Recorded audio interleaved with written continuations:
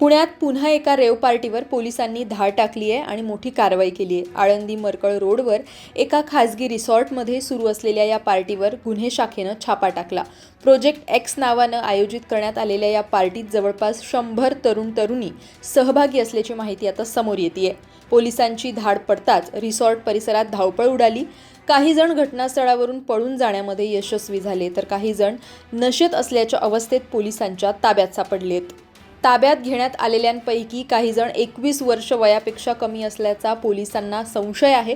राज्य उत्पादन शुल्क विभागाकडून आयोजकांनी शनिवारी दुपारी 1 ते रात्री 11 वाजेपर्यंतची पार्टीची परवानगी काढली होती, मात्र रात्री 11 नंतरही ही पार्टी सुरूच राहिली। लोणीकंद पोलीस स्टेशनच्या हद्दीमध्ये तुळापूर परिसरामध्ये इथं एक मध्यरात्री एक पार्टी सुरू आहे आणि ती परमिशन शिवाय आहे, अवैध पद्धतीने आहे अशी माहिती पोलिसांना मिळाली होती। त्याच्यावरून या ठिकाणी कारवाई करण्यात आलेली आहे। इथे अशा पद्धतीच्या कारवाईच्या दरम्यान परिस्थिती होती की 100हून अधिक मुलं मुली आणि इथले सगळे ऑर्गनायझर्स या ठिकाणी होते।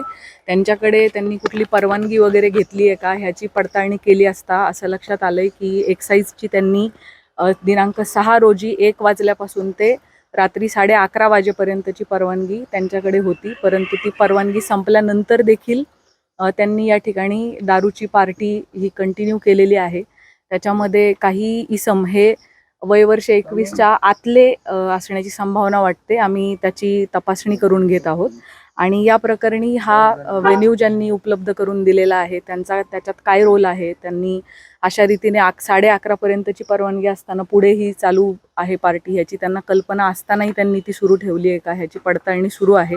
ऑर्गनायझर्सनी याच्यामध्ये त्यांना दिलेल्या परवानगीचा भंग केलेला आहे। त्याच पद्धतीने जे मोठ्या प्रमाणात लिकर इथं सापडलेलं आहे, लाखांमध्ये त्याची किंमत आहे। एक्झॅक्ट कॉस्ट आता एक्साईजकडून आम्ही काढून घेत आहोत। सो हे विक्री करणाऱ्या विक्रेत्याने कोणते नियमभंग केले आहेत त्या दृष्टीने तपास चालू आहे। त्यामुळे BNSचे कलम 223, 270, 3-5 आणि 292 याप्रमाणे गुन्हा दाखल करण्याची कारवाई सुरू आहे। त्याच पद्धतीने महाराष्ट्र प्रोहिबिशन ॲक्टचे देखील अनेक गोष्टींचं उल्लंघन झाल्यामुळे आपली प्रोहिबिशन ॲक्टप्रमाणे कारवाई चालू आहे। महाराष्ट्र पोलीस ॲक्टप्रमाणे 33 रेड विथ 131 प्रमाणे गुन्हा दाखल होत आहे। तंबाखूजन्य पदार्थ यामध्ये सापडलेले आहेत आणि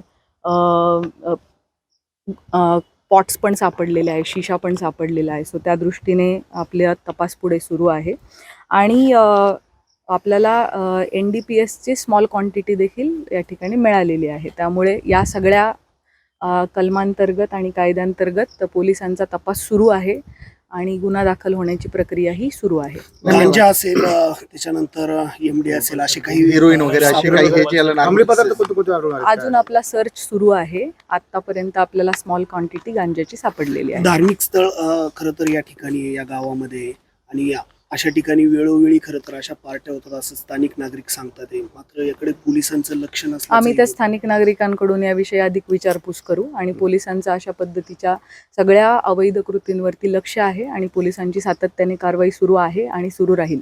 तरुण तरुणी किती होते याच्यामध्ये सहभागी आणि आयोजकाला ताब्यात घेतलंय का, आणि त्याचबरोबर हा बंगला कुणाचा होता, त्यांच्यावर काही गुन्हा दाखल करण्यात येणार आहे का? मी सुरुवातीलाच सांगितलं त्याप्रमाणे या सगळ्या गोष्टींची पडताळणी सुरू आहे आणि जे या गोष्टीसाठी जबाबदार आहेत त्यांच्यावरती कारवाई करण्यात येईल। रेड पडल्यानंतर संबंधितांना चौकशीसाठी पोलीस ठाण्यात नेण्यात आलेलं आहे। या कारवाई दरम्यान पोलिसांनी संशयित अंमली पदार्थ आणि दारूच्या बाटल्या जप्त केलेल्या आहेत। तसंच विनापरवाना दारू आणि साऊंड सिस्टीमचा वापर होत असल्याचंही प्राथमिक तपासामध्ये उघड झालंय। या पार्टीत ड्रग्सचा वापर झालाय का, कुणाच्या परवानगीने ही पार्टी मध्यरात्रीपर्यंत सुरूच राहिली, या सर्व मुद्द्यांवर आता पोलीस तपास करत आहेत।